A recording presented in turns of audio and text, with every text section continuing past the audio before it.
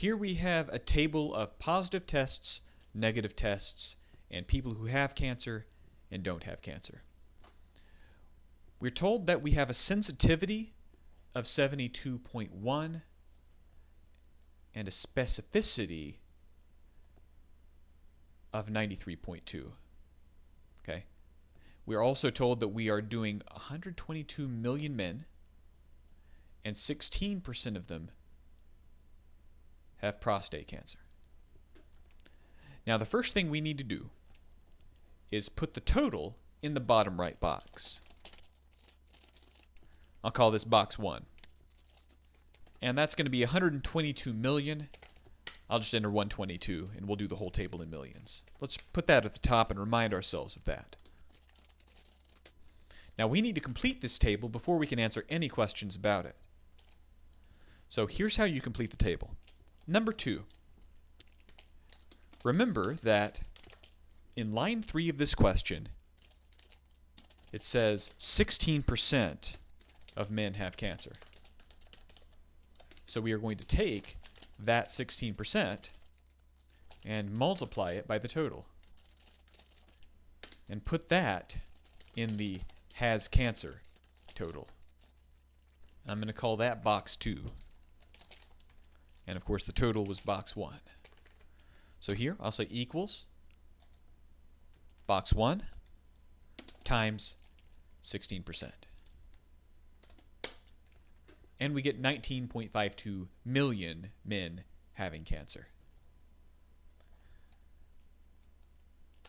Now for the next box, to get the people who don't have cancer, we take the total in box 1 minus the amount in box 2 who do have cancer.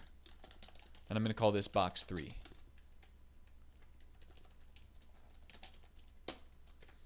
So we'll say equals box 1 subtract box 2, giving us 102.48 million who don't have cancer. So that takes care of the right column. Now we can fill in the rest of the table using the rest of the information. Now, in line 2, we are told that the test has a sensitivity of 72.1%. And this is our probability. This is our probability of having a true positive, which means that's somebody who has cancer and returns a positive test. So I'm going to mark having cancer and a positive test in green, because that's what should happen if you have cancer. You should get a positive test. So we're going to take box 2 and then multiply that times 72.1%. So we'll say equals box 2 multiply 72.1%. So we can say 14.07 million people have cancer and will correctly get a positive test. So we can say, however, there will be some false negatives. To get those, we take box 2 minus the true positives. So I'm going to mark the negative tests in that row with a red marker to show that shouldn't happen. If you do have cancer, getting a negative test is not a good thing. That doesn't match what's actually happening. So we call that a false negative. So we take box 2 and subtract the true positives. So this is the number of people, 5.446, who have cancer but still get a negative test anyway. That takes care of row 1. Now also in line 2, we were told the specificity is 93.2%. And this is our probability of getting a true negative. Because if you don't have cancer, you shouldn't get a positive test. You should get a negative test. So I'm going to mark that in green. Because if you don't have cancer, this is what should happen.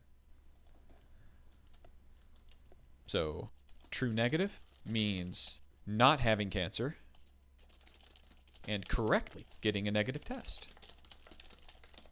So in order to find that number, we take box 3, that's our people who don't have cancer, multiplied by 93.2%. So we'll say equals box 3 multiply 93.2%. Those are going to be our true negatives. However, there will be false positives. So since there will be false positives, and those are the people who get a positive test even though they don't have cancer. So to get those, we take box 3 minus the true negatives. So here we'll mark that in red since that shouldn't happen, but it will a little bit. We're going to take our box 3, subtract the true negatives. And we get that 6.96864 million people will get a positive test even though they don't have cancer. That'd be pretty scary. Now, at the bottom, we can just do the sums of the positives and the sums of the negatives using the equals sum formula. So we'll say equals sum of these and equals sum of these. So now we have our total number of positive and negative tests, which I'm going to paint blue, and our total of people who have cancer and don't have cancer, which I'll also paint blue, and our overall total, which I guess I'll paint yellow. Now, let's actually answer the questions now that we finished the table. Part B, what is the probability that a man who tests negative for prostate cancer actually does have it? Part B, we have to look at the people who test negative for prostate cancer but actually have it. So we are going to look in the negative tests but choose the people who actually do have cancer. So we need to get our number of negative tests and people who have cancer but have a negative test. Now, our negative tests were going to be the total underneath negative tests. That's 100.95744. So we'll say our negative tests equal the negative test total. But the people who have cancer but will return a negative test is this number in red under negative tests. Those are the people who return a negative test but really shouldn't have returned negative because they actually do have cancer. So now get the probability of having cancer but testing negative. Okay, so we'll take the people who have cancer, divide by the total number of tests. I'll write that out here. Take E30, divide by E29. That's the people who have the cancer, divide by the total number of negative tests, and this would be our probability. All right.